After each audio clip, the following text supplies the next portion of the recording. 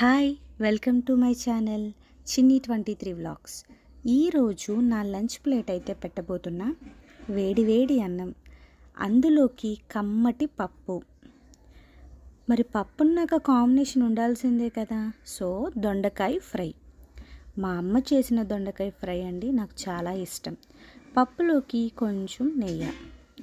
ఇంకా పప్పు ఉన్నాక ఉండాల్సిన ఐటెం ఏంటి? అప్పడాలు. అవి కూడా రెడీ.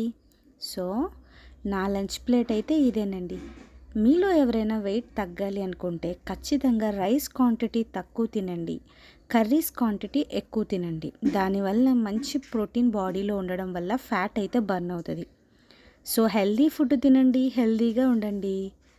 నా వీడియోస్ మీకు నచ్చితే లైక్, షేర్, సబ్స్క్రైబ్, సపోర్ట్ చేయండి. Bye bye.